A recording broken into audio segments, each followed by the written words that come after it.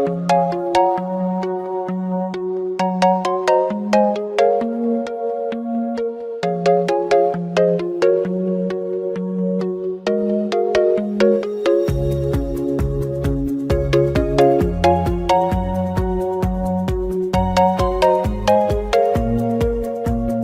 the sacred cities of Mecca, Medina, and Jerusalem. Its swift spread was fueled by the fervor of Islamic holy warriors, known for the speed and power of their attacks.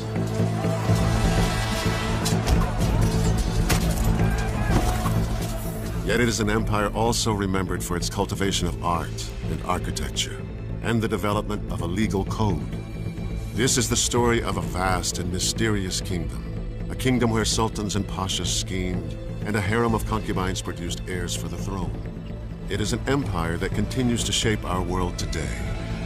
This is the Ottoman Empire.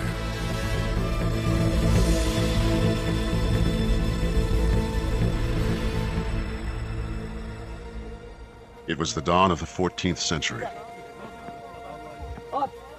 On the Anatolian plateau in what is now modern-day Turkey, nomadic tribes of Muslim Turks enjoyed a pastoral existence, breeding livestock, cultivating crops, and following the seasons with their families and their herds.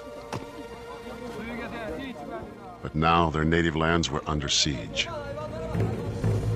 Barbaric hordes of Mongol horsemen were advancing from the east. Known for their swift and ruthless raids, these Mongol warriors had created a 13th century empire that stretched from Europe's eastern edge to the Pacific. Threatening on the west were Christian armies from the once great but now weakened Byzantine Empire.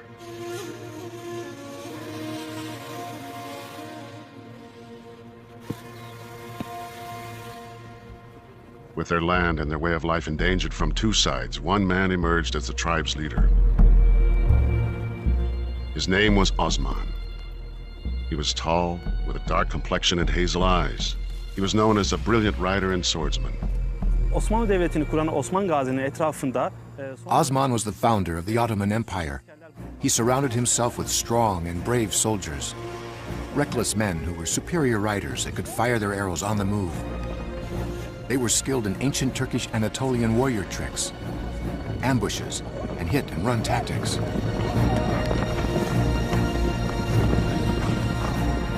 The key military attribute in the early years was speed. They moved very fast. They were excellent horsemen.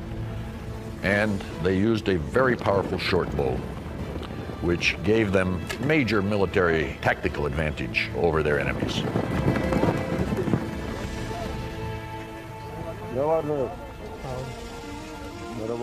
Contemporary accounts portrayed Osman as a man of the people, a down-to-earth leader. He dressed simply, ate with his men, and shoot his own horses. He ruled from the saddle. Osman must have been a charismatic individual who combined that with a steady stream of military successes. And as word spread that those who fought with Osman won, more and more people were attracted to his banner. By the early 1300s, the Mongols withdrew, fearing the growing strength of the Ottomans. Osman then turned his attention to the Byzantines. Osman's enemy to the west, the aging Byzantine Empire, was in turmoil. It was almost 1,000 years old, dating from the year 330 AD, when Constantine moved the capital of the Roman Empire from Rome to Byzantium and renamed the city Constantinople. The Byzantine Empire had once been very great, but really ever since 1204, when the Knights of the Fourth Crusade occupied Constantinople, it had never recovered from the blow. And the blow it took from that experience allowed conquerors to move in from the east to capitalize on its weakness. And the last of these was the Ottomans.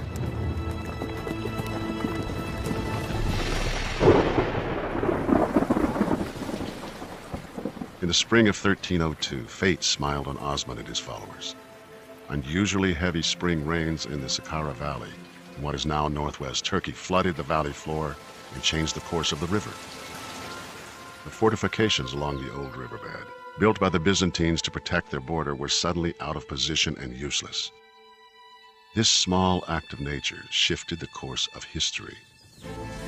It gave Osman and his warriors an opening to attack. Byzantium was in a very bad way. There was, let us say, a vacuum in northwest Anatolia, a vacuum of power, and into it they went. Some later accounts of this period by Muslim scholars suggest Osman's raiders were driven by a desire to spread Islam. But more recent studies indicate their motivation was more practical. Attacking the infidels attracted many Turkish nomad horsemen, very often from among rival Turkish principalities who wanted to fight against the infidel, but also attacking and capturing rich Byzantine towns meant more booty and spoil that were distributed among the warriors. Yiğitlerim, bu ganimetler hepiniz için. Gel yiğidim. Gel yiğidim. Many of the early Ottomans were Christians. They joined Osman in a common endeavor, and that was an endeavor, I think, in the very earliest stages, to enrich themselves largely by the booty and slaves one got from warfare. Osman generously shared the spoils of war, and his numbers continued to grow. The Ottomans were pushing a frontier in the 14th century, and people were very caught up in the I mean, like the American West, in the opportunities and the romance of the frontier. In July of 1302, the Byzantines responded to Osman's raids and counterattacked with a mercenary army.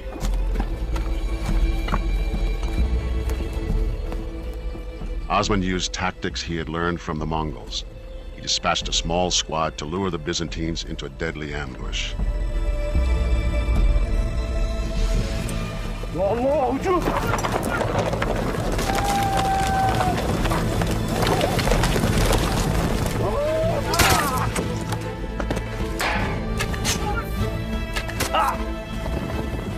It was this victory that cemented the loyalty of Osman's troops.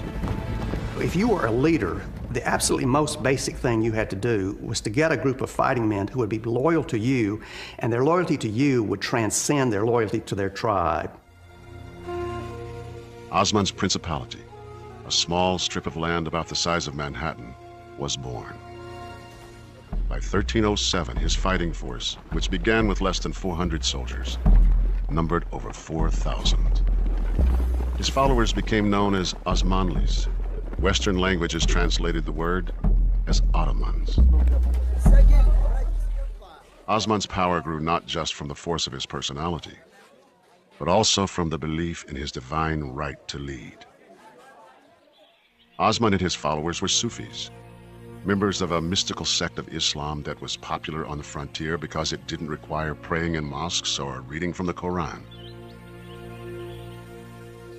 Some Sufis worshipped in part through dance. Practitioners were known as whirling dervishes. Although we call it a dance, it's not really a dance. It's a practice for that individual to forget himself, to get connected with the universe, to feel the universe, to feel the God through that way. One night, Osman had a puzzling dream. According to a treasured Ottoman legend, he envisioned a tree growing out of his navel. Its branches spread throughout the world. He asked the Sufi sheikh to interpret the vision. That Sufi sheikh told him that the dream meant that he would be the founder of a huge empire with many peoples under his sovereignty, and that this empire would encompass large territories and would bring much glory to the House of Osman and to Islam.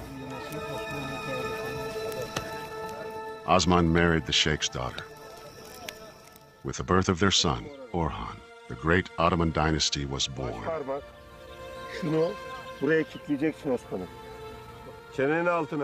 Together, father and son built an army that would dominate its enemies.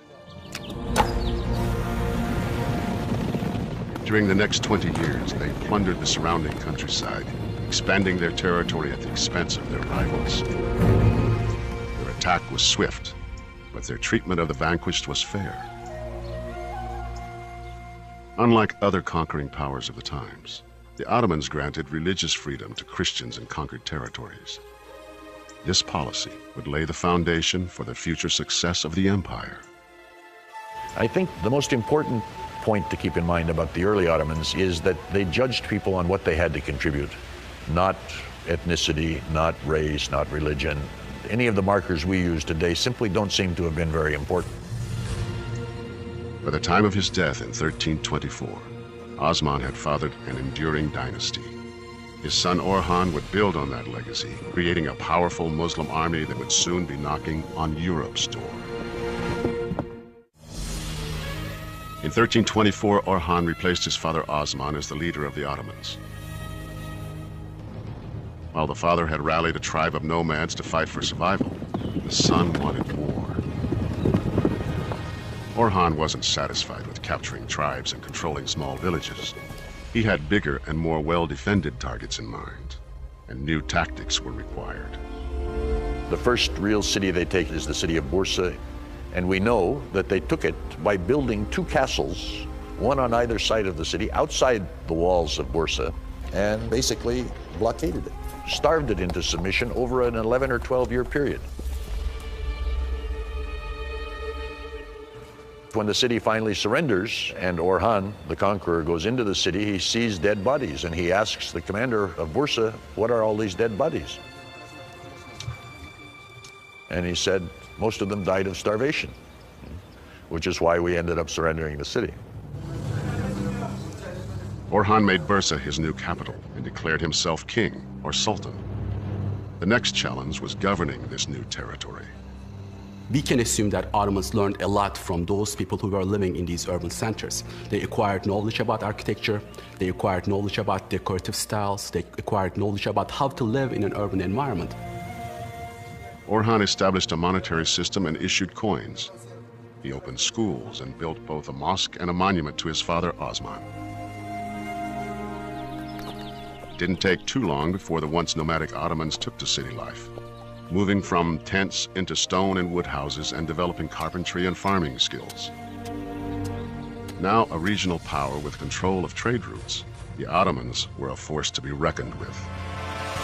The Ottomans managed to take some of the fortified towns of Byzantium that gave them more prestige and attracted more warriors to their camps.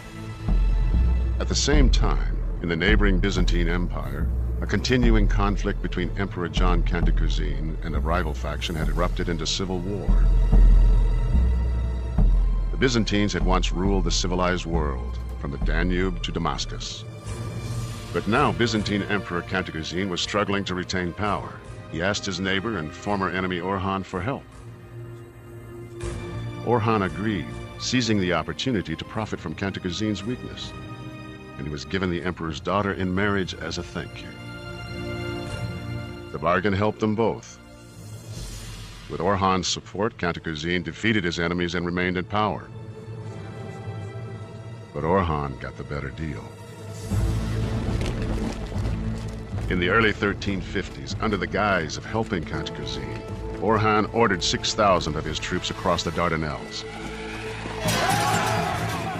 With no opposition, his troops laid waste to the region, claimed the territory as Ottoman lands, and gained a valuable foothold in Europe.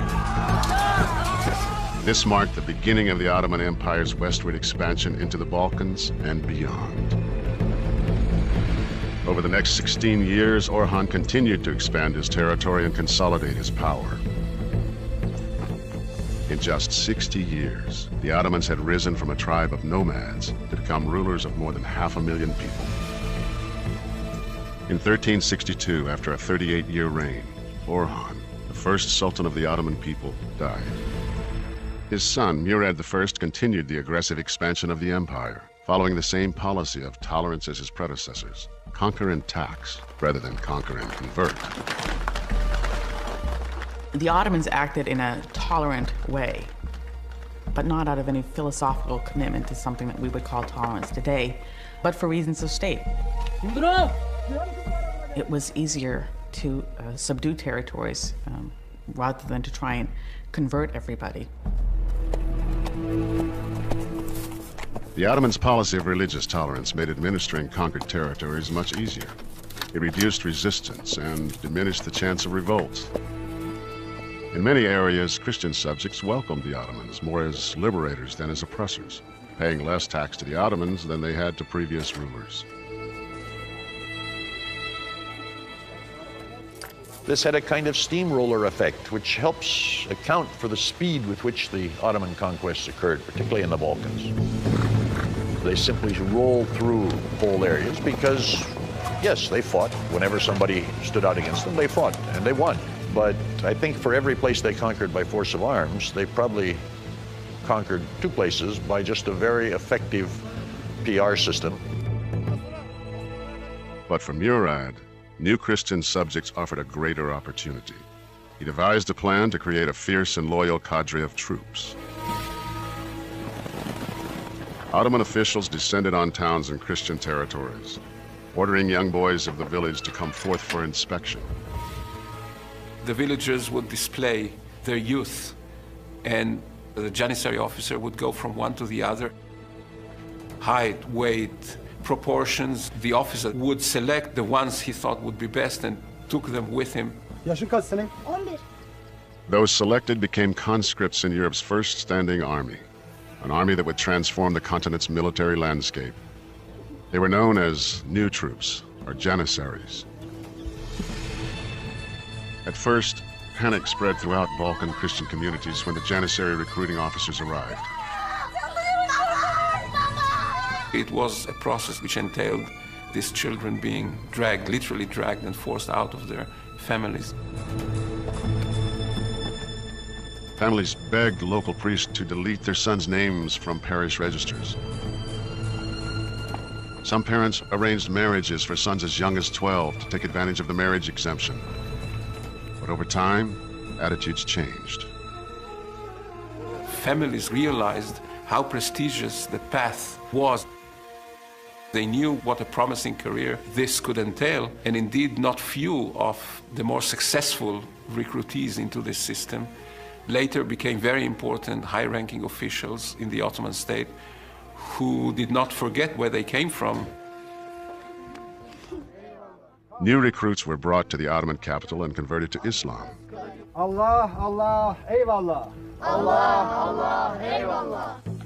They underwent intense physical training and were drilled in the arts of war. The training of the Janissaries was very thorough and, to a certain extent, ruthless.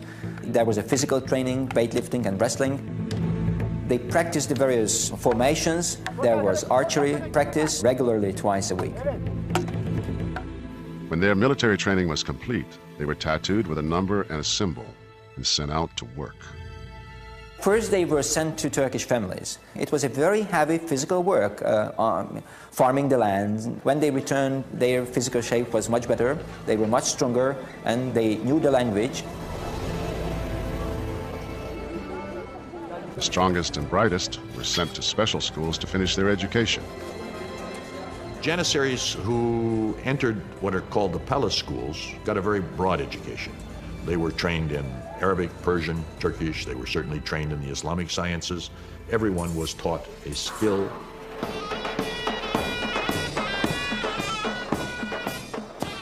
Some were trained to play in Mater bands that led Janissary troops into battle. The sound of their drums and pipes struck terror in the hearts of their enemies. The Janissary band was important to provide psychological support for the Janissaries, and it was especially important before and during battles and major sieges.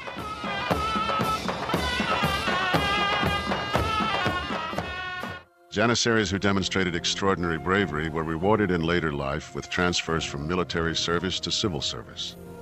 A select few became part of the Sultan's inner palace circle, the counselors and viziers who quietly ran the government. Others were returned to their homelands as administrators. In effect, they became deputies of the Sultan's royal family.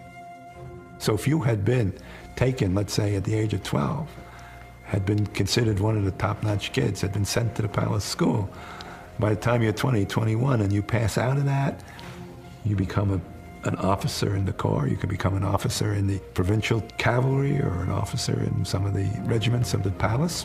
And eventually you rise up and you could even become the Grand Vizier. The only thing you couldn't become is the Sultan, because you're not a member of the dynasty. Whether as soldiers, advisors, or administrators of far-off lands, the Janissaries' sole loyalty was to the Sultan. Murad's revolutionary concept gave him firm control over all his inherited and conquered lands, and turned the Ottoman state into a true empire, reaching deep into Europe. In 1389, Murad was 70 years old and still leading his troops into battle when he was mortally wounded in Kosovo. According to legend, as Murad lay dying, he named Bayezid, his younger rather than older son, to succeed him. Brooking no rival, Bayezid immediately ordered the murder of his older brother Yaqub.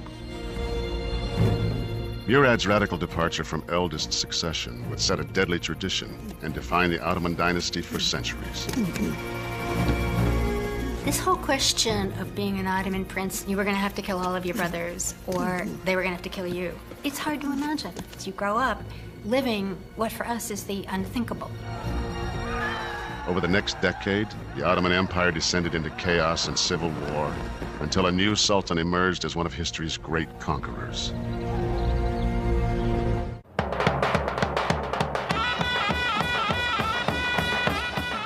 Through the early years of the 15th century, the fortunes of the Ottoman Empire rose and fell dramatically. Bayezid's overreaching expansion in Europe and Asia ended in defeat. But the next sultan, Mehmed I, rescued the empire from chaos and civil war, and his son, Sultan Murad II, led the Janissary Corps on a successful 20-year military campaign in Europe.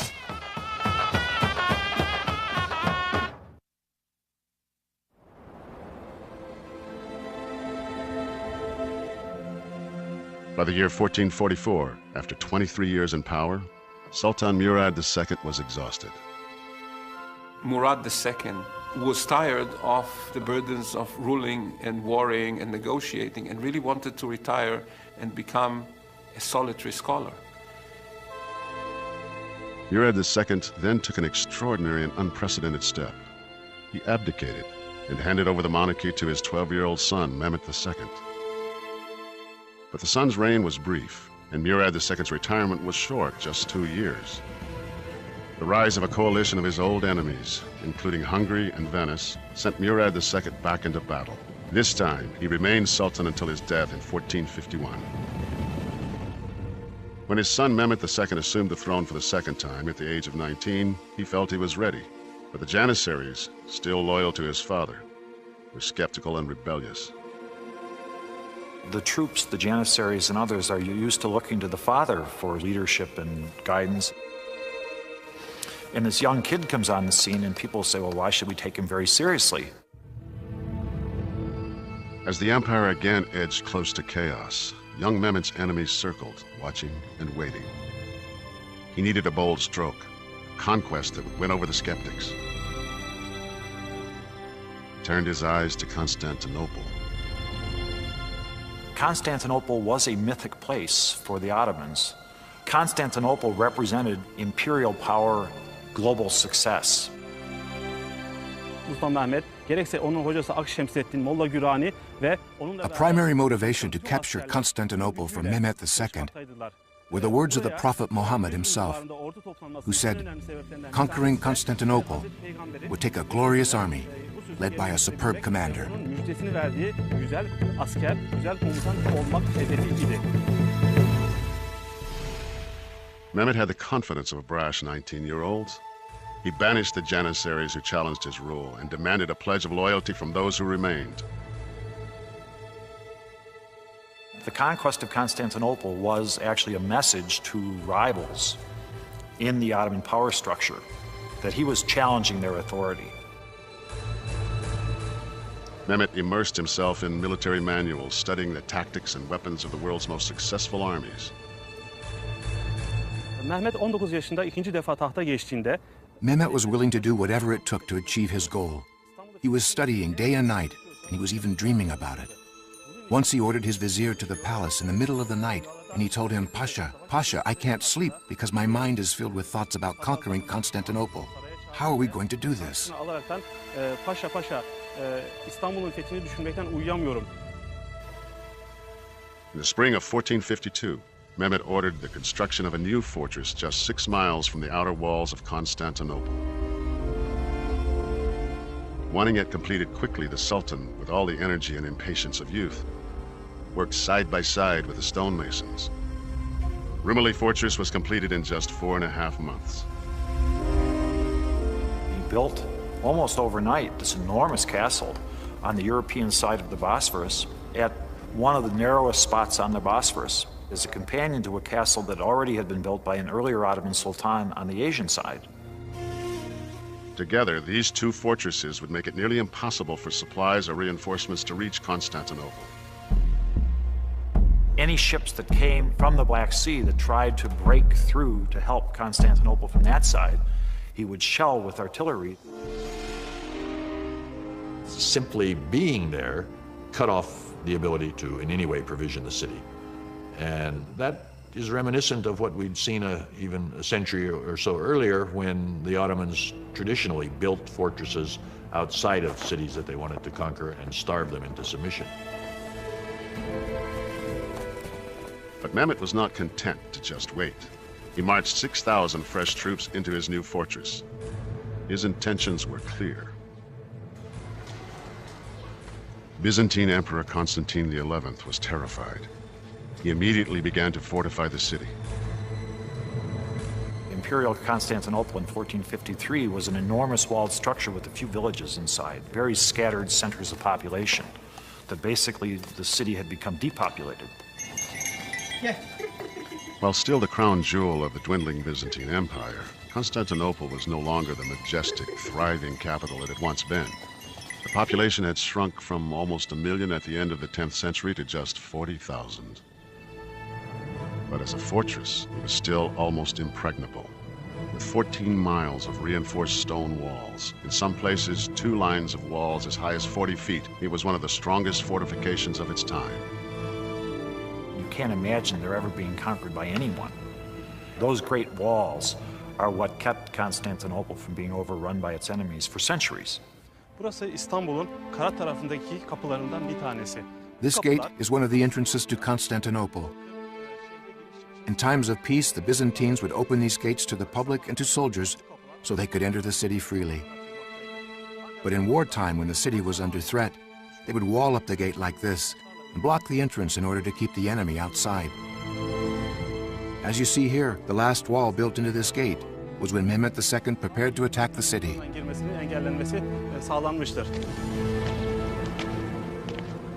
For months, Mehmet's spies probed the city for weaknesses. At the same time, Mehmet enlisted the help of a brilliant Hungarian cannon maker named Urban. Bizans'a top dökmek için Avrupa'dan gelmiş olan Macar asıllı topçu ustası Urban Urban had actually come to town to make cannons for the Byzantines, but Constantine couldn't afford to pay his price.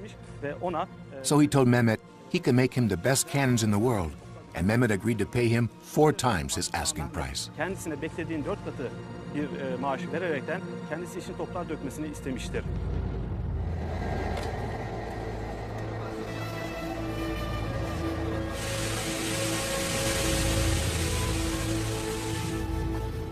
Urban built a battery of advanced artillery pieces, including the world's largest cannon. With a barrel measuring 26 feet long, the giant weapon could fire a 1,000-pound cannonball over a mile. The explosion could be heard 10 miles away. On the eve of the battle, Constantine sent a message to Mehmet. As it is clear you desire war more than peace, so let it be according to your desire. I will defend my people to the last drop of blood. The Supreme God calls us both before his judgment seat. Mehmet responded, "The holy war is our basic duty as it was in the case of our fathers. Constantinople, situated in the middle of our domains, protects our enemies and incites them against us. Conquest of this city is therefore essential to the future and safety of the Ottoman state." On April 6th, 1453, the siege of Constantinople began. April 1453. Just 2 years after becoming Sultan and just 9 months after completing the Rumeli fortress, Mehmet II was ready to attack Constantinople. Outside the fortress city, 100,000 soldiers, including a corps of elite Janissaries, massed beneath the towering city walls. The troops donned chainmail armor and readied their weapons. Inside, Christian defenders braced for an attack. The Byzantine army had about 9,000 soldiers. Of course, this number was nothing compared to Mehmet II's army of 100,000 soldiers. But the Byzantines had tremendous confidence. They believed their giant moat and 2 lines of walls were invincible in defense of Constantinople.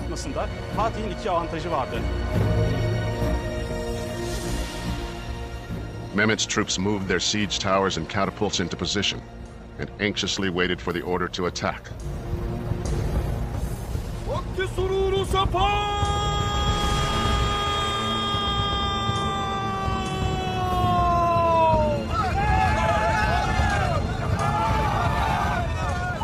On April 7th, Mehmet launched the first wave of his assault against the land walls of the city. But the defenders held firm.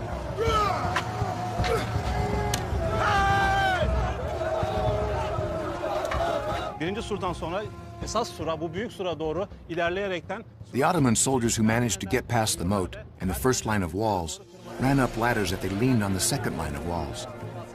But the soldiers on these ladders came up against hot burning oil called Greek fire. This Greek fire would incinerate anything, including people.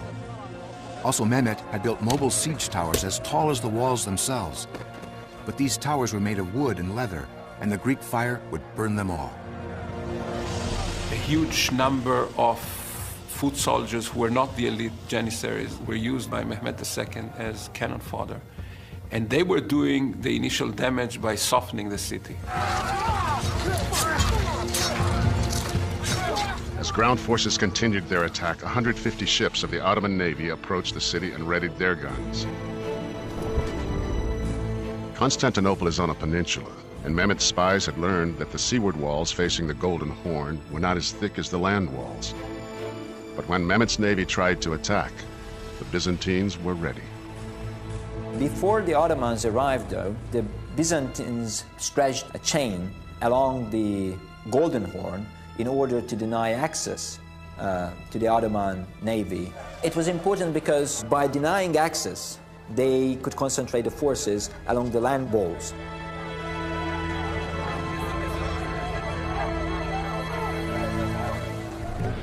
Then Mehmet devised a remarkable plan. If he couldn't break through the blockade, he'd go around it. He would take 80 ships overland over a ridge 200 feet high and down again to the water on the other side. It is quite extraordinary when you think about ships weighing many tons, several tons at least, being dragged on rollers up a very steep hillside for several miles and then being pulled down those rollers several more miles. You have this vision of hundreds of oxen and thousands of log rollers, probably greased with some substance or another, and men screaming and pulling in this very dramatic scene. And it probably terrified the wits out of the Byzantines.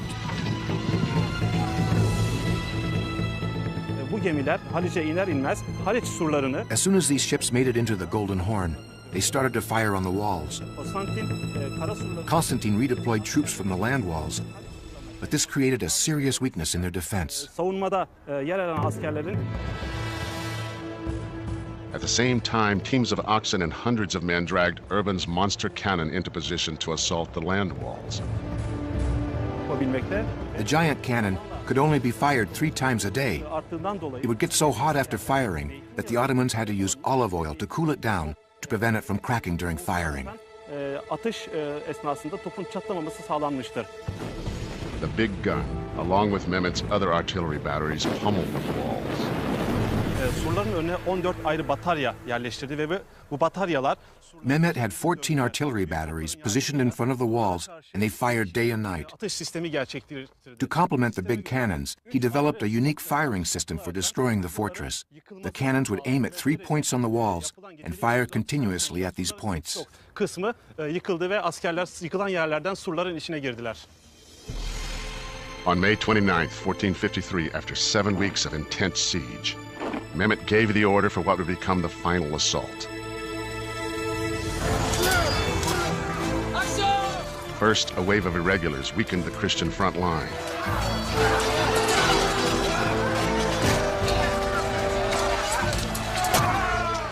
Next, a second wave of regimental troops intensified the battery.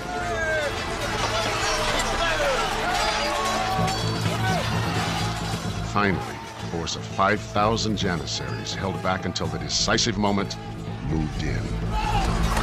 There were two reasons for that. One is that Mehmet didn't want to waste his best troops when it wasn't clear what the outcome would be. And secondly, the Janissaries were not that happy about being used as cannon fodder, and they expected to be thrown into battle when they could decide it, and of course reap the glory, which to a large extent they did.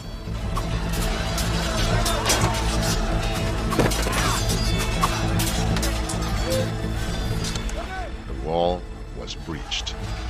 As the Janissaries rampaged through the streets of Constantinople, the surviving Byzantine troops panicked and fled.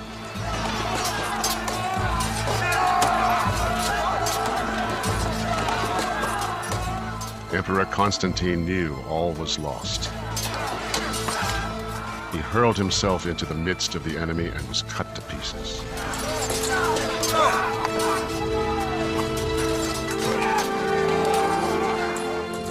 For 1,000 years, the city had been a symbol of Christian dominance. Now, the city of Constantinople was in Ottoman and Muslim hands. This had been the dream of Islamic conquerors all the way back to late in the lifetime of the Prophet Muhammad, when the first Arab attacks were launched against the city. And now, for the first time, this 19, 20-year-old upstart had done what nobody else had done. And this, of course, gave him great prestige throughout the Islamic world. In victory, Mehmet had one last concern. He was obligated by Ottoman tradition to grant 3 days of pillage to the conquering army. The soldiers could legally take any movable property and could rightfully enslave any of the city's population. But Mehmet had no interest in having his new capital sacked. On the second day, he entered the city at the head of a procession and put an end to the pillaging. Sultan Mehmet rode triumphantly to the magnificent church of St. Sophia and ordered it turned into a mosque. The Christian cross was torn down and replaced with a crescent, the symbol of the Ottoman Turks. The Ottomans had captured the Second Rome. With the capture of Constantinople, the Ottoman Sultan became a Caesar, an emperor, the successors of Rome.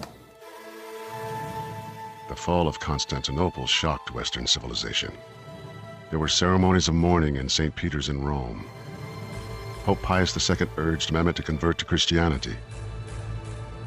Instead, this Muslim sultan declared the city the capital of his Islamic Ottoman Empire. With this monumental victory, Sultan Mehmet had changed the course of world history and forever would be known as Mehmet the Conqueror. It was the beginning of the golden age of the Ottoman Empire.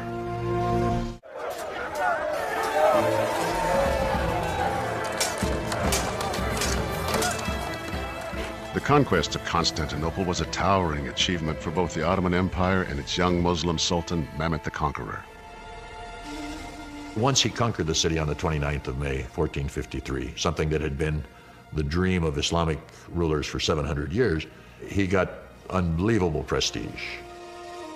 Mehmet's new capital took on a new name, Istanbul. He quickly set out to rebuild. He refortified the battered city walls, rebuilt the city skyline, and commissioned his own great mosque. What he wanted to do was to make Ottoman Constantinople, Istanbul, into the rich and powerful city that it had once been, to protect the past, incorporate it into the present, and use it as a foundation for his own authority and power. With a location that bridged continents and cultures, the city had prospered for centuries through trade. The new Sultan ordered construction of the legendary Grand Bazaar, still the largest covered street bazaar in the world, where textiles, crafts, jewelry, and spices were traded in an intricate maze of covered streets. The Ottomans stood across the major trade routes that connected Asia, China with Europe. And Europe dearly loved Asian goods, including the spices of the East Indies. But the only way they could get those was if the goods passed through the Ottoman world. Mehmet gathered whatever and whomever he needed. To revitalize the city's merchant class, he recruited tradesmen and craftsmen from across the empire. Everyone would take part in the city's rebirth. He invites people to come and says, if you'll come and settle in my city, I'll give you free houses, I'll give you tax breaks, I'll make it economically very attractive. There are islands in the Aegean that are emptied, that he simply packs them all up and says, well, you're going to move to my new capital now. Christians were invited back with the promise of protection. Jews in neighboring Salonika were encouraged to come to Istanbul. His idea was not simply to physically rebuild a city, it was to ensure that the city had a population with the urban skills, and that meant economic and business and trade skills, that would make it the capital that he wanted to have. New craftsmen brought new skills.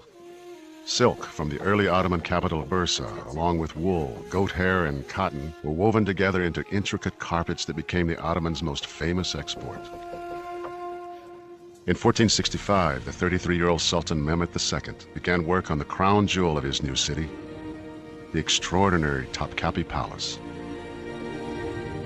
Topkapi Palace should be thought of as a gigantic household consisting of concentric circles of power, the outermost circle being the least powerful.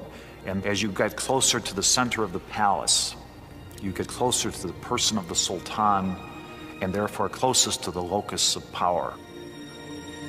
It was intended to be both a symbol of power, but also the actual place of power.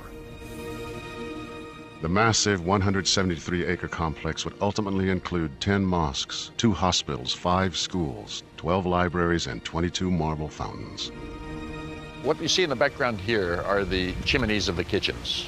One of the things that I always think about when I look at those chimneys is that we call it a palace, but it was really a city. We have the registers of the food purchased and the cost and the amounts. At least 5,000 people a day were fed here. So this was a massive operation. Topkapi Palace was, in fact, a city within the larger city of Istanbul. Mehmet governed both in royal fashion. He took over much of the trappings of the Byzantine emperors, of the Eastern Roman Empire. The bread that the sultans ate came from a very special wheat grown in 2 villages in Bursa. And even as late as the 17th century, in the old palace in Bursa, there were 200 janissaries whose entire job in life was to sort through the flour, make sure there were no impurities, and send so many 100 pounds of this a week wherever the Sultan was. The Sultan ordered 2 mountain villages to supply ice year-round for Topkapi. Once a week, 200 donkey loads of ice would go down to the sea, be sent to Istanbul to cool the sherbet served at the meals in the palace here.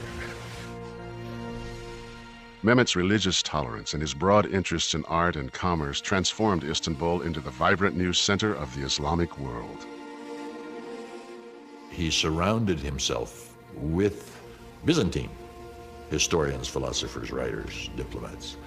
He was interested in many of the things that his contemporaries in Europe were interested in. He was, I guess, as close as I can think of to a sort of Ottoman Renaissance man as one can imagine.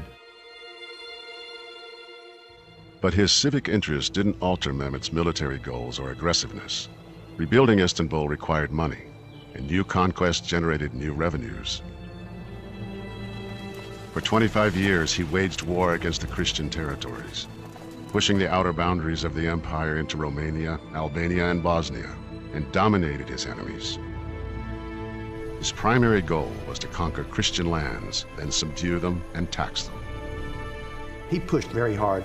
He's in some ways a kind of Napoleon-like figure. I mean, he very definitely is a dynamic and decisive military man who also has a lot of ideas that spill over in other respects.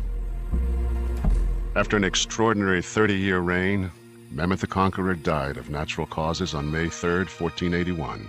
He was 49. Mehmet had reinvented the empire, but he had also left it somewhat exhausted. After years of constant military campaigns, the Janissaries were tired and growing mutinous. Islamic religious leaders were also angry.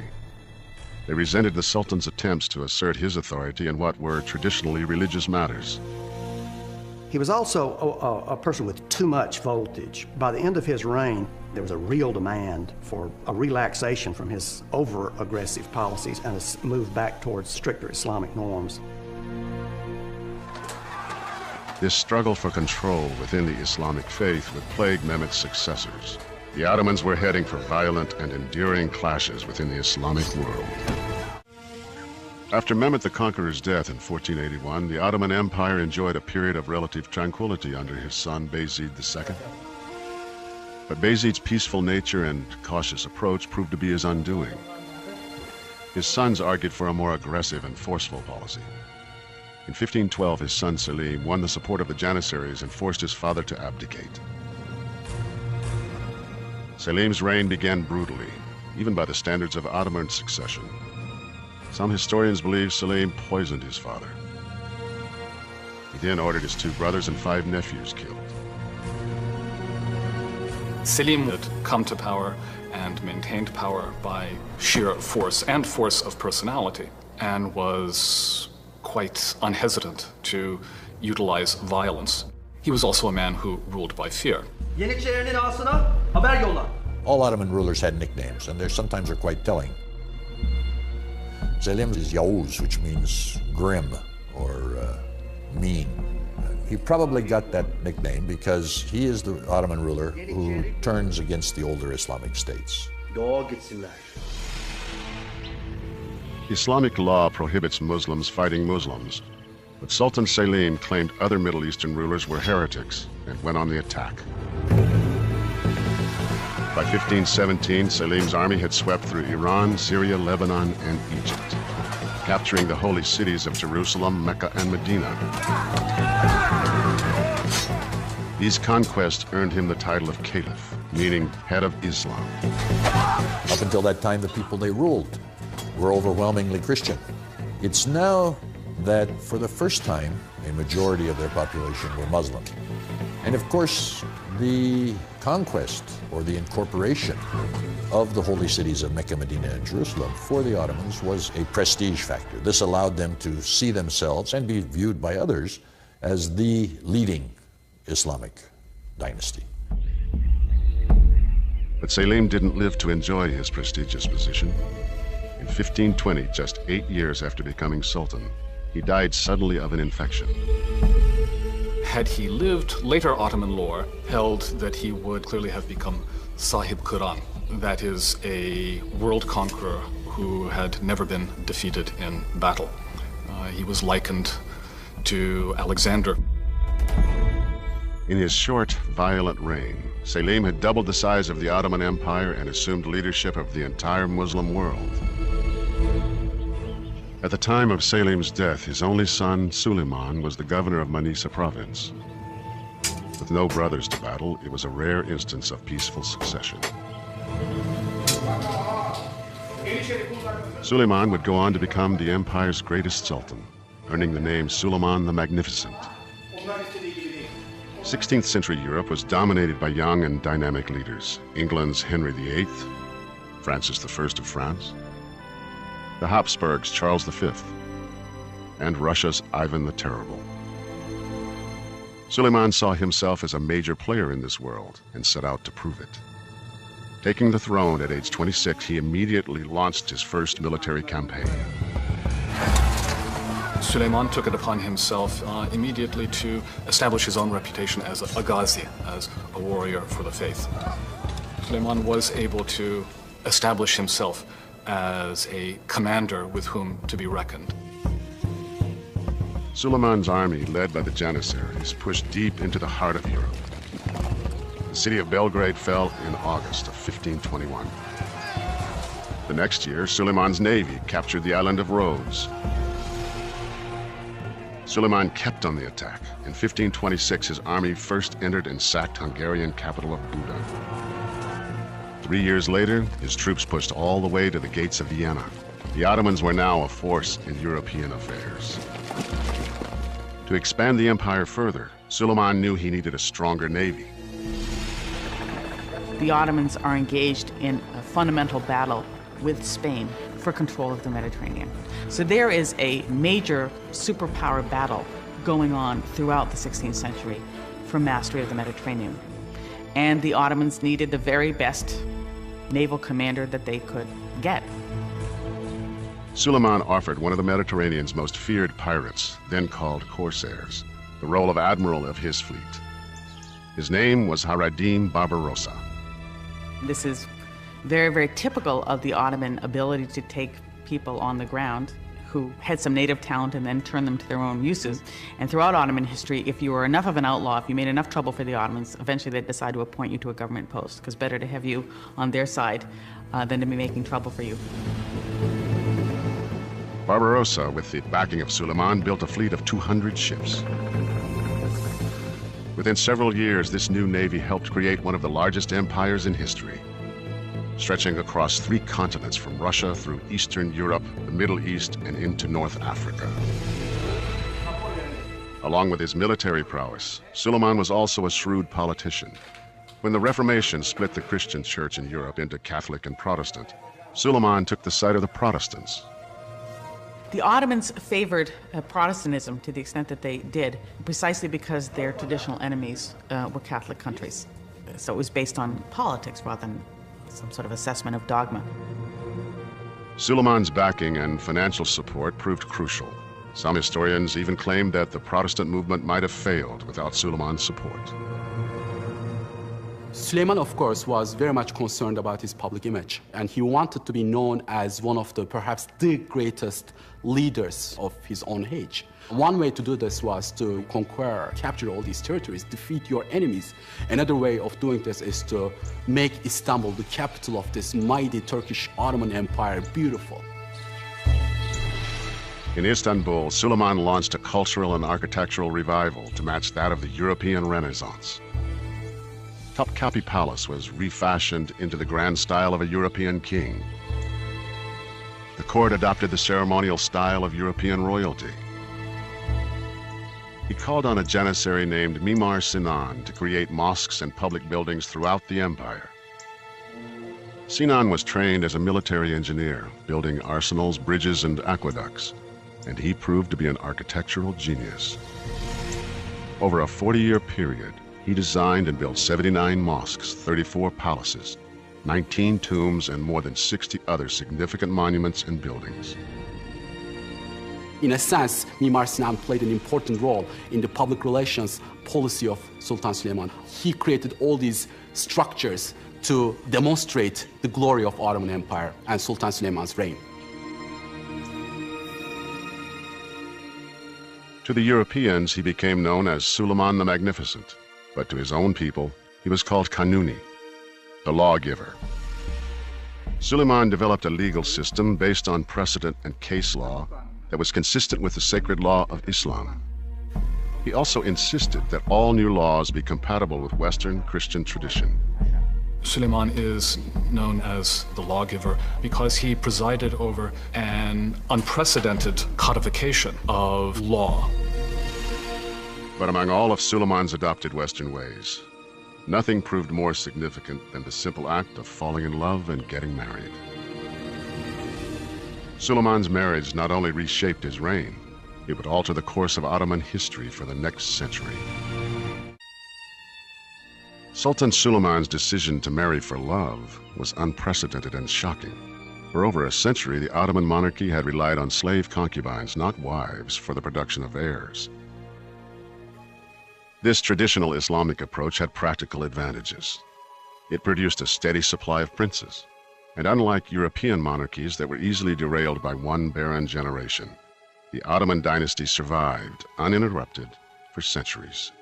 The system of the imperial harem, with its own rules, worked. And the rules did not include marriage. For a dynasty, it actually has an advantage because one of the features of Islamic law about slavery is it says that a slave has no lineage. It's almost as if the Ottoman dynasty achieved a form of asexual production.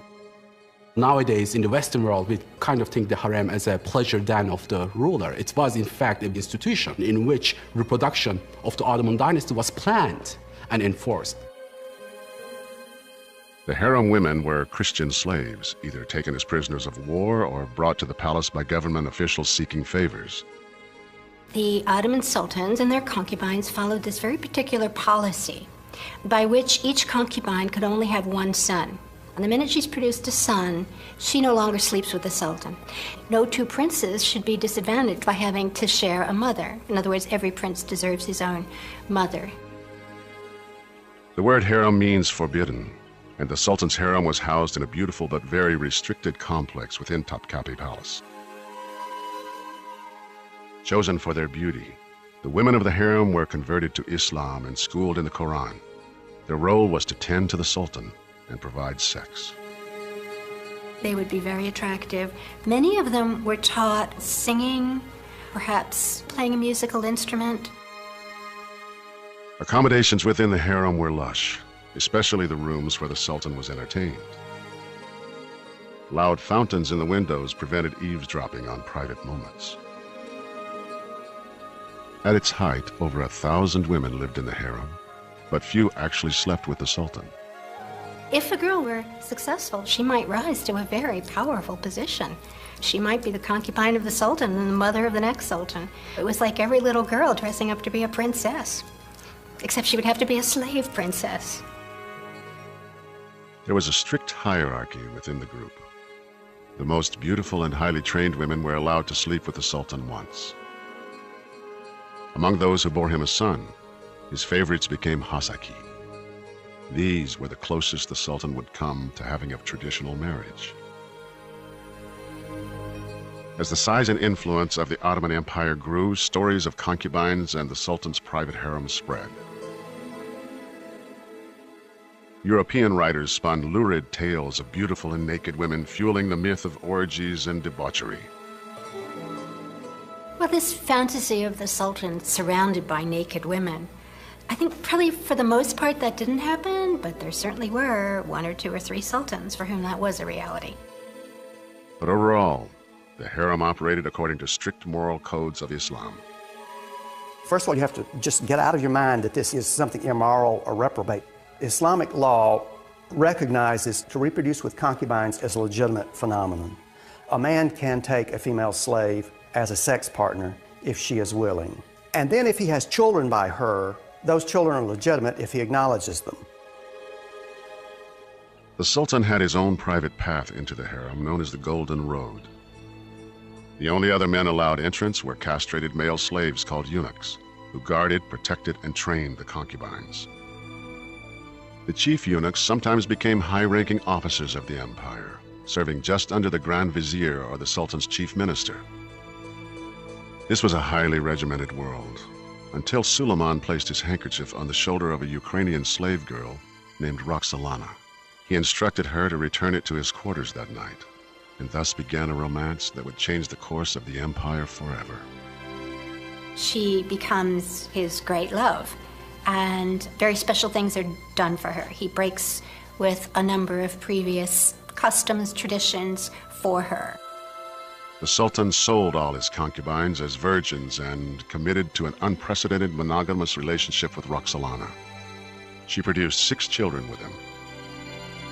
People didn't quite understand why the Sultan is having so many children with her, why he's honoring her, and they start to call her Cadı, which is Turkish for witch.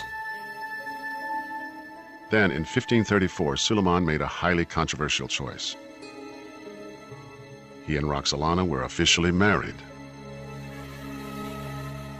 Roxolana was not apparently so extraordinary a beauty as to inspire the sort of passion and devotion that the Sultan was said to have lavished upon her, and therefore it was speculated that she may have had some training in the arts of enchantment that enabled her to capture the Sultan's heart in so vigorous a fashion. Whatever her wiles, Roxolana became a powerful force in the empire. Roxolana was smart, and she was very, very knowledgeable about political intrigue. We know for a fact that she got involved in the palace politics, and some scholars even believe that she played a role in the killing of Süleyman's own son, Mustafa, and to make place for her own sons. Süleyman accepts rumors that Mustafa is plotting to overthrow him, and he has Mustafa executed. This is a devastating thing to have to do. Roxolana gets blamed for this. She's one of the people who's saying to Süleyman, you know, Mustafa's trying to get rid of you. After Mustafa's execution, Roxolana's own son, Bayezid, died under mysterious circumstances, leaving Roxolana's favorite son, Selim, as the only surviving heir. I mean, we are talking about Ottoman palace politics. You have to be smart, you have to be calculating, you have to be vicious in order to survive. Roxolana can be seen as a manipulative lady, but you have to be a manipulative lady in order to survive in that environment. Suleiman's loyalty to his wife never wavered. When Roxolana died, she was buried in a tomb designed for a queen. 8 years later, in 1566, the Ottoman Empire's greatest leader died in his sleep while on campaign in Hungary. He was 72. Sultan Süleyman really sought to create a world empire. It was certainly a single reign marked by the greatest territorial expansion. It was marked by an extraordinary degree of institutional innovation and organization. Süleyman's reign is a zenith. Suleiman's 46-year reign saw dramatic advances in law and in art and architecture. He left behind an empire far more European than the one he inherited. But the infighting and intrigue that had plagued European monarchies would soon visit the palace of Suleiman's successors. The 46-year reign of Suleiman the Magnificent marked the peak of the Ottoman Empire. For 2.5 centuries, through the reign of 10 sultans, the empire's growth had been fueled by the spoils of war. Now there was nothing left to conquer. It simply wasn't possible to keep on conquering. There had to be a change. They were up against borders in Europe, and they were up against borders with Iran. They were going to waste their budget on unnecessary wars. Constant campaigning had honed the Ottoman war machine into an invincible force. Now idle, it declined rapidly, failing to modernize either its tactics or technology. By the end of the 16th century, the Ottomans actually are surpassed by their foreign enemies, and they lose that military edge. Sultans no longer led their armies in battle. The Sultan is no longer the warrior king on horseback leading his troops on the frontiers, as they were in the reign of Suleiman. The Sultan basically stays in Istanbul and is the figurehead in a system that really is being run and controlled by others. And that system, the military and civil institutions that were so effective in building the empire, proved incapable of maintaining it. By the late 16th century, the Ottoman Empire, unable to meet the challenge of change, entered a centuries-long period of slow decline. One by one, its institutions failed. Among the first, the Ottoman tradition of dynastic succession. Fratricide may have been brutal, but it had served the Ottomans well, providing an unbroken string of 10 powerful sultans.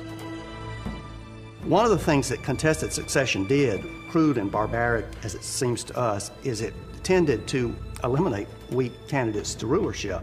Name me any European monarchy that had an unbroken succession of 10 able kings.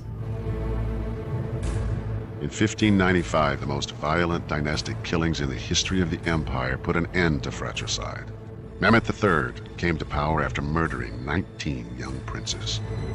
The wails and cries of the people of the city were doubled and tripled on this funeral. They simply could not bear to see this procession of coffins coming out of the palace. Some of them are this big. So it must have been terrible. And I think that was one of the pressures that persuaded the dynasty to stop doing fratricide. The sultans who followed Suleiman were, with rare exception, weak and inexperienced. Many were minors under the influence of the Valid Sultan, or Queen Mother, and the palace fell victim to intrigue and infighting. The empire that had thrived for centuries with strong sultans and dominant armies now had neither. By the late 18th century, the Ottoman army, the war machine that had outmanned, outgunned, and outmaneuvered all its enemies, was in ruins. It was defeated by Russia's Catherine the Great in the Crimea in 1774, and was unable to stop Napoleon's invasion of Egypt in 1798. The mighty Janissaries, once the tip of the sword of the Ottoman army and the training ground for the viziers and advisors who managed the empire, had degenerated into a corrupt and lawless band of rebels. They were no longer effective on the battlefield, and they were out of control. Yeniçeriliğe uygun olmayan kişilerin askere alınması. Janissaries were revolting against sultans, demanding more and more money each day, refusing to fight on campaigns, disobeying orders, and ignoring regulations. Time to time, some sultans tried to straighten out the organization, but they all failed. In 1826, Sultan Mahmud II, one of the few competent sultans to rule after Suleiman, decided to act.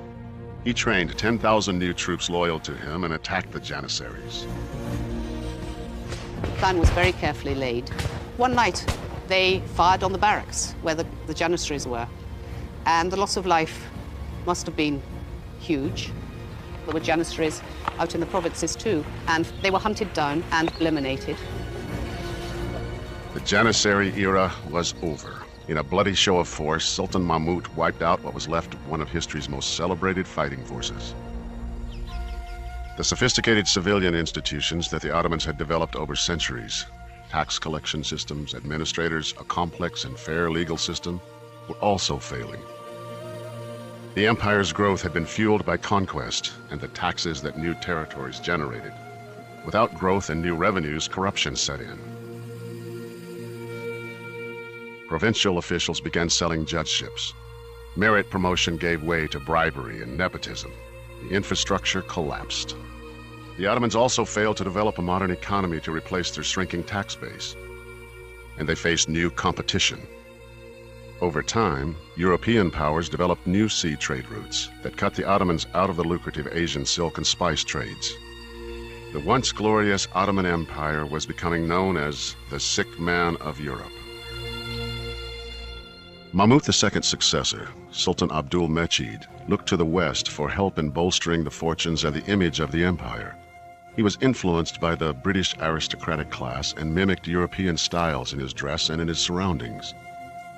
He looks very elegant. He has a half cape and some gold buttons. He doesn't wear a kaftan, as previous sultans had of the classical age. In 1843, anxious for a symbol of success, he abandoned Topkapi Palace. As the economy and governmental systems were failing, the Sultan commissioned a new and more European-style residence. The magnificent Dolmabahce Palace took 13 years to complete. The 11-acre building featured 285 rooms, 46 ballrooms, 6 Turkish baths, and 68 toilets. Bu bölüm sarayın kristal merdivenler adı verilen bölümüdür. This part of the palace is called the Crystal Staircase. It was designed to impress visitors when they first entered Dolmabahce.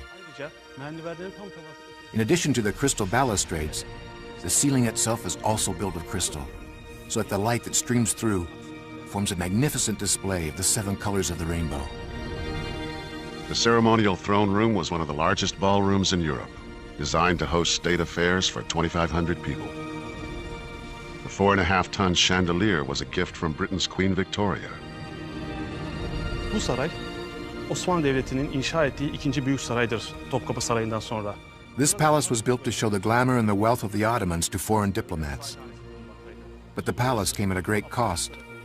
The Ottomans had wars and economic crises, and spending billions of gold lira and tons of gold on the construction of Dolmabahce only made the financial situation worse. Bu bölgedeki devlet adamlarına ait The Ottomans have declared bankruptcy in 1876, and the Ottoman debt burden is crushing, and in fact, more Europeans work for the Ottoman debt administration in the empire than do Ottoman officials work for the Ottoman Ministry of Finance. The reign of Sultan Abdul Hamid II would lead the Ottoman Empire into the 20th century. He continued to try to rebuild the reputation of the crumbling empire. he commissioned the most prominent photographers of the day to document the best of the empire: schools, hospitals, and manufacturing. The Sultan personally presented over 1,000 photographs to the U.S. Library of Congress and the British Museum, hoping to convince the Western world of the Ottoman Empire's technological development and industrial advances. These pictures do not, however, tell the true story. As World War I approached, the Ottomans faced bankruptcy and economic disaster.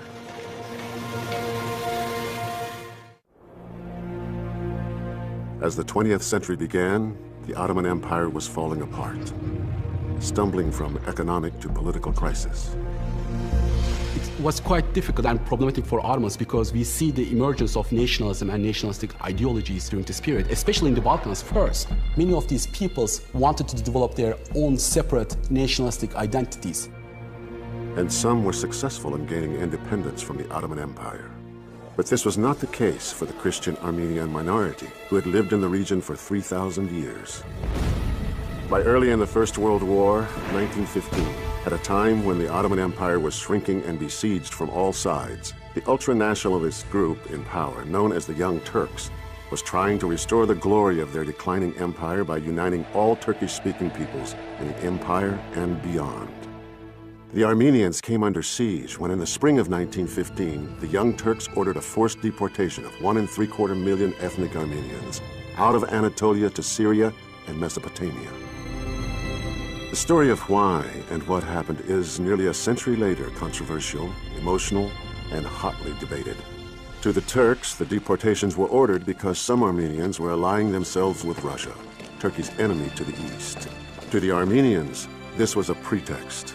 The deportations were ordered out of a desire to rid Turkey of Armenians forever. During the evacuation, a forced march of hundreds of miles, hundreds of thousands of men, women, and children died of starvation and massacre. Newspaper reports of the time tell of horrific scenes of rape and murder. Henry Morgenthau, the American ambassador to Turkey, later wrote, "I am confident that the whole history of the human race contains no such horrible episode as this." Estimates of total Armenian deaths in the period of the evacuations range from 300,000 to 1.5 million. The Turks acknowledged that hundreds of thousands of Armenians died, but they and some historians maintain that these deaths were the result of war-caused starvation, civil unrest, and ethnic conflict. To Armenians and many historians, the actions were a clear act of genocide committed by the Ottomans, and today have been recognized as such by many countries. As the Ottoman Empire continued to fail, a power vacuum developed that the British and the French were only too happy to exploit. Both nations were establishing their own spheres of influence in the region, competing with each other and challenging the Ottoman Empire for control of the Middle East. From these troubled times, a new leader emerged, as brave and passionate about these Ottoman lands as the great sultans. His name, Mustafa Kemal. Since its first days, the Ottoman Empire has trained many great leaders. Without a doubt, Mustafa Kemal was the last and the most famous among all these leaders. During World War I, the Ottomans sided with Germany against the forces of Great Britain, France, and Russia. At the famous Battle of Gallipoli, Mustafa Kemal earned his reputation as commander in the best Ottoman tradition. On February 5, 1915, British warships sailed towards the Dardanelles with the objective of capturing Istanbul. Ottoman troops dug into deep trenches and defended their position against thousands of Australian, British, and New Zealand forces. Kemal figured out where the British might make their landing, and when they came, a group of Turkish soldiers were running away from the front, and he appeared on the scene and he asked them, "Where are you going?" And they said, "The enemy is coming." And he said, "Right down over that ridge." And he said, "Well, stop running away. Fix your bayonets, lie down, and we'll hold them off right here." And they did that and were successful in holding them off. During the battle, a piece of shrapnel hit Kemal in the chest. Miraculously, his pocket watch took the force of the blow and his life was spared. This was very important because it convinced Mustafa Kemal of his immortality. He didn't die when he should have, and so in addition to all his other virtues and his other capacities, he also now had the sense of immortality. Kemal's determination and defiance motivated all around him. His men attacked and defeated the enemy. 9 months of gruesome battle at Gallipoli left an estimated 46,000 Allied and 66,000 Ottoman soldiers dead. There were over 200,000 injuries. Incredibly, the Turks had defeated their enemies. Mustafa Kemal's division had courageously and successfully defended the Ottoman lands. However, in 1918, the end of World War I meant defeat for the Germans and their Ottoman allies. The fact that the Ottomans sided with Germany in World War I is huge. It's with us even till today, because they chose the losing side of the war. There was no way the Ottoman Empire was going to be allowed to survive. After the war, in the Treaty of Sèvres, the victors divided up the empire, giving portions of the Ottoman homeland of Anatolia to Greece, France, and Italy. This is the creation of the modern Middle East. I mean, this is what allowed the French and the British to go in and to start territorial acquisition. It was this treaty, signed by Sultan Mehmet VI, that energized the Turkish nationalist movement. The leader of this post-World War I movement was Mustafa Kemal, who emerged from the war as the only undefeated Turkish commander. Mustafa Kemal became a national hero. The Turkish people found themselves a new father in the presence of Mustafa Kemal, and he became the leading personality of the time. He set up a provisional government in Ankara. Over the next 4 years, Kemal's nationalist forces recaptured all of the occupied parts of Anatolia, what is now Turkey. He will always be remembered and venerated because there may not have been a Turkey if he hadn't led his troops, he and his fellow commanders, to secure some territory for the population. Parliament offered Kemal the Sultanate and the Caliphate, but he had other ideas. Long a critic of the corrupt rule of the sultans, Kemal shocked Parliament by abolishing both sacred titles. He threatened his colleagues that if the proposition was not carried, some heads would be cut off. Fights broke out. Some politicians fired guns on each other, but Kemal won. Mustafa Kemal abolished the Ottoman Sultanate and exiled the last of the Ottoman sultans, and that officially was the end of the dynasty. After more than 600 years, the Sultanate of the Ottoman Empire was over. The last Sultan, Sultan Mehmet VI, left Turkey aboard a British warship. The end of the Ottoman Sultanate was a major event in Middle Eastern history. It is an event that the area is still wrestling with. There are hundreds of thousands of people still living in those areas that were born in the Ottoman Empire. On October 19, 1923, the Republic of Turkey became an independent country, with Mustafa Kemal as its first president. The task ahead was daunting. Turkey was on its knees, facing illiteracy, frightening poverty, inadequate health services, and a severe lack of skilled labor. Kemal separated church from state. Religious garb was banned. Ottoman clothing, and in particular the fez, was forbidden throughout Turkey. Changing headgear, which may seem very unimportant, looking back on it now, but we have to remember it was a marker of status, a marker of your place in society, and by changing from the fez to the hat, he stated that Turks were now modern. He granted equal rights to women, including the right to vote, years ahead of many Western democracies. As part of his effort to Westernize the country, Kemal introduced a new alphabet.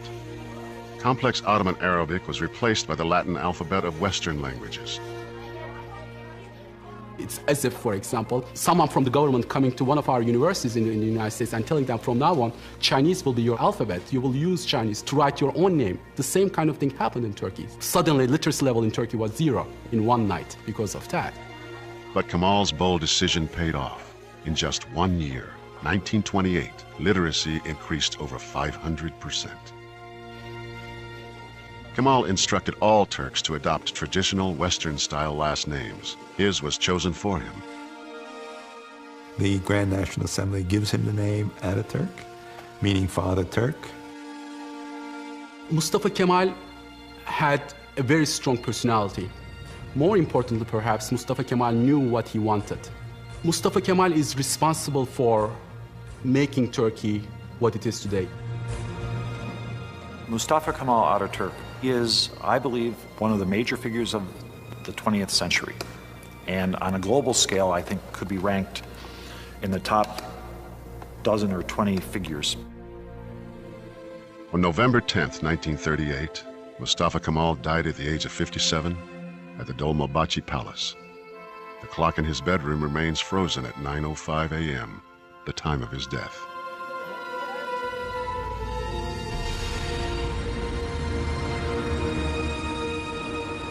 And to this day, at the same hour on the day of his death, people all over the country stop for a moment to remember Mustafa Kemal Ataturk.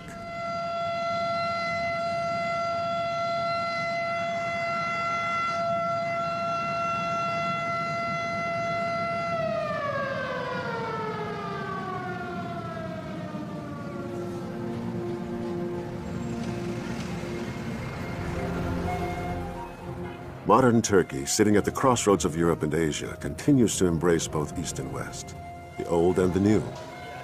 Its exotic blend of cultures, past and present, is most visible in Istanbul.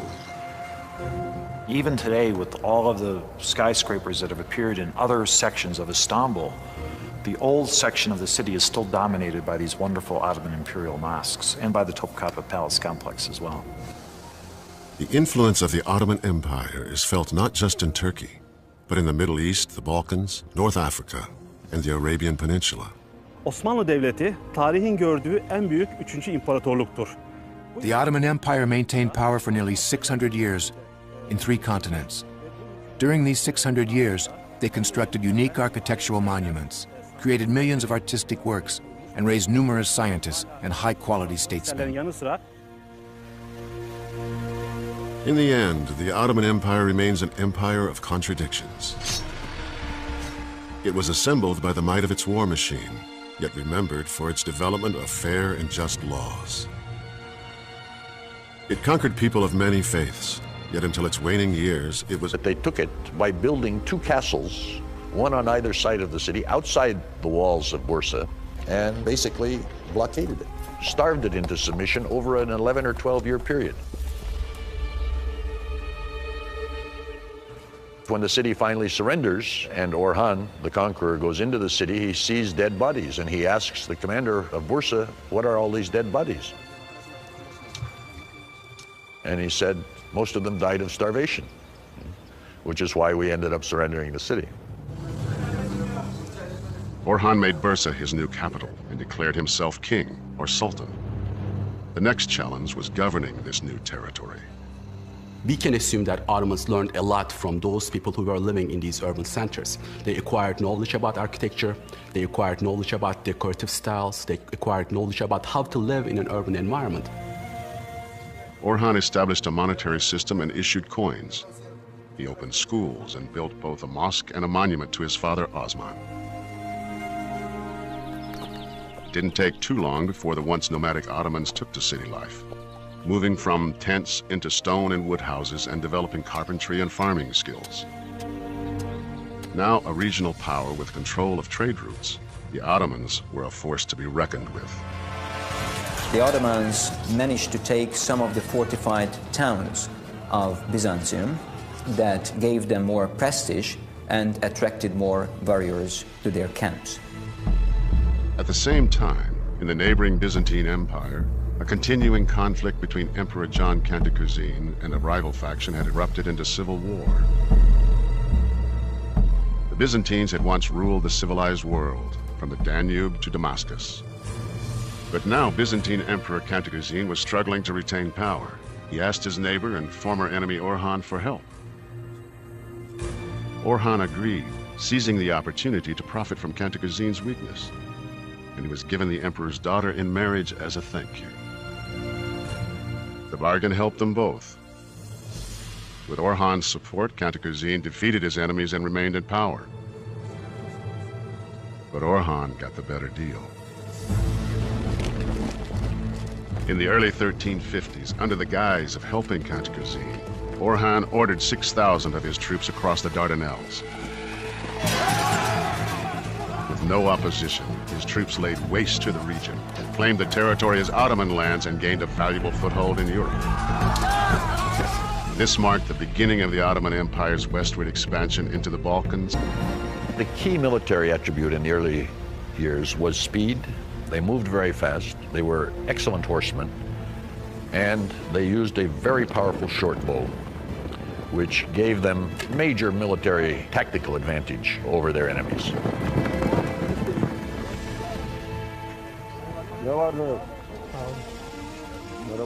Contemporary accounts portrayed Osman as a man of the people, a down-to-earth leader. He dressed simply, ate with his men, and shoot his own horses. He ruled from the saddle. Osman must have been a charismatic individual who combined that with a steady stream of military successes. And as word spread that those who fought with Osman won, more and more people were attracted to his banner. By the early 1300s, the Mongols withdrew, fearing the growing strength of the Ottomans. Osman then turned his attention to the Byzantines. Osman's enemy to the west, the aging Byzantine Empire, was in turmoil. It was almost 1,000 years old, dating from the year 330 AD, when Constantine moved the capital of the Roman Empire from Rome to Byzantium and renamed the city Constantinople. The Byzantine Empire had once been very great, but really ever since 1204, when the Knights of the Fourth Crusade occupied Constantinople, it had never recovered from the blow. And the blow it took from that experience allowed conquerors to move in from the east to capitalize on its weakness. And the last of these was the Ottomans.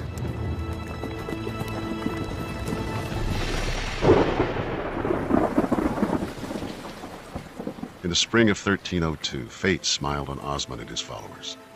Unusually heavy spring rains in the Saqqara Valley, in what is now northwest Turkey, flooded the valley floor and changed the course of the river.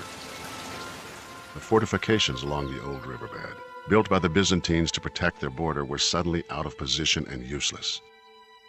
This small act of nature shifted the course of history. It gave Osman and his warriors an opening to attack. Byzantium was in a very bad way. There was, let us say, a vacuum in northwest Anatolia, a vacuum of power, and into it they went. Some later accounts of this period by Muslim scholars suggest Osman's raiders were driven by a desire to spread Islam. But more recent studies indicate their motivation was more practical. Attacking the infidels attracted many Turkish nomad horsemen, very often from among rival Turkish principalities, who wanted to fight against the infidel, but also attacking and capturing rich Byzantine towns meant more booty and spoil that were distributed among the warriors. Yiğitlerim, bu ganimetler hepiniz için. Gel yiğidim. Gel yiğidim. Many of the early Ottomans were Christians. They joined Osman in a common endeavor, and that was an endeavor, I think, in the very earliest stages, to enrich themselves largely by the booty and slaves one got from warfare. Osman generously shared the spoils of war, and his numbers continued to grow. The Ottomans were pushing a frontier in the 14th century, and people were very caught up in the I mean, like the American West, in the opportunities and the romance of the frontier. In July of 1302, the Byzantines responded to Osman's raids and counterattacked with a mercenary army.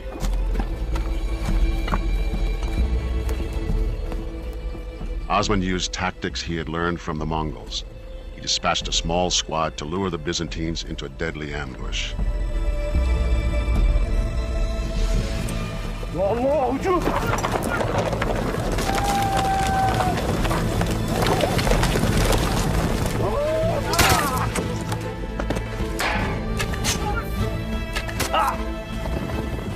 It was this victory that cemented the loyalty of Osman's troops. If you were a leader, the absolutely most basic thing you had to do was to get a group of fighting men who would be loyal to you, and their loyalty to you would transcend their loyalty to their tribe. Osman's Principality, a small strip of land about the size of Manhattan, was born. By 1307, his fighting force, which began with less than 400 soldiers, numbered over 4,000. His followers became known as Osmanlis. Western languages translated the word as Ottomans. Osman's power grew not just from the force of his personality, but also from the belief in his divine right to lead. Osman and his followers were Sufis, members of a mystical sect of Islam that was popular on the frontier because it didn't require praying in mosques or reading from the Quran. Some Sufis worshipped in part through dance. Practitioners were known as whirling dervishes. Although we call it a dance, it's not really a dance. It's a practice for that individual to forget himself, to get connected with the universe, to feel the universe, to feel the God through that way. One night, Osman had a puzzling dream. According to a treasured Ottoman legend, he envisioned a tree growing out of his navel. Its branches spread throughout the world. He asked the Sufi sheikh to interpret the vision. That Sufi sheikh told him that the dream meant that he would be the founder of a huge empire with many peoples under his sovereignty, and that this empire would encompass large territories and would bring much glory to the House of Osman and to Islam. Osman married the sheikh's daughter. With the birth of their son, Orhan, the great Ottoman dynasty was born.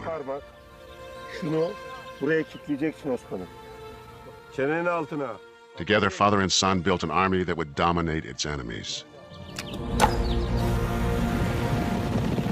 During the next 20 years, they plundered the surrounding countryside, expanding their territory at the expense of their rivals. Their attack was swift, but their treatment of the vanquished was fair. Unlike other conquering powers of the times, the Ottomans granted religious freedom to Christians in conquered territories. This policy would lay the foundation for the future success of the empire. I think the most important point to keep in mind about the early Ottomans is that they judged people on what they had to contribute, not ethnicity, not race, not religion. Any of the markers we use today simply don't seem to have been very important. By the time of his death in 1324, Osman had fathered an enduring dynasty. His son Orhan would build on that legacy, creating a powerful Muslim army that would soon be knocking on Europe's door. In 1324, Orhan replaced his father Osman as the leader of the Ottomans. While the father had rallied a tribe of nomads to fight for survival, the son wanted more. Orhan wasn't satisfied with capturing tribes and controlling small villages. He had bigger and more well-defended targets in mind, and new tactics were required. The first real city they take is the city of Bursa, and we know that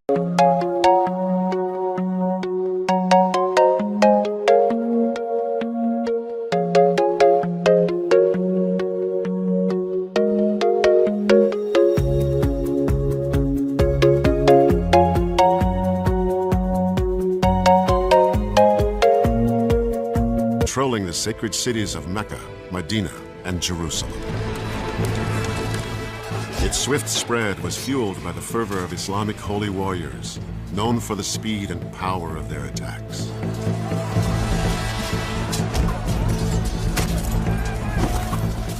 Yet it is an empire also remembered for its cultivation of art and architecture, and the development of a legal code.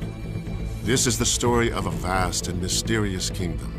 A kingdom where sultans and pashas schemed, and a harem of concubines produced heirs for the throne. It is an empire that continues to shape our world today. This is the Ottoman Empire.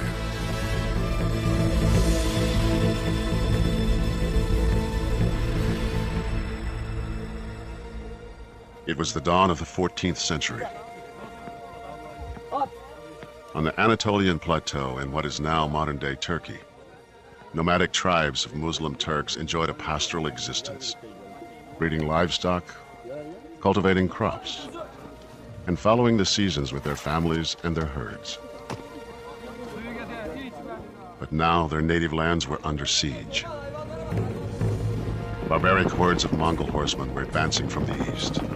Known for their swift and ruthless raids, these Mongol warriors had created a 13th century empire that stretched from Europe's eastern edge to the Pacific. Threatening on the west were Christian armies from the once great but now weakened Byzantine Empire.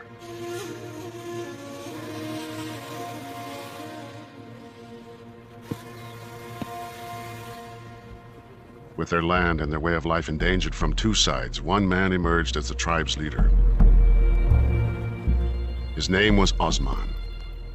He was tall, with a dark complexion and hazel eyes. He was known as a brilliant rider and swordsman. Osmanlı Devleti'ni kuran Osman Gazi'nin etrafında Osman was the founder of the Ottoman Empire. He surrounded himself with strong and brave soldiers, reckless men who were superior riders that could fire their arrows on the move. They were skilled in ancient Turkish Anatolian warrior tricks, ambushes, and hit and run tactics.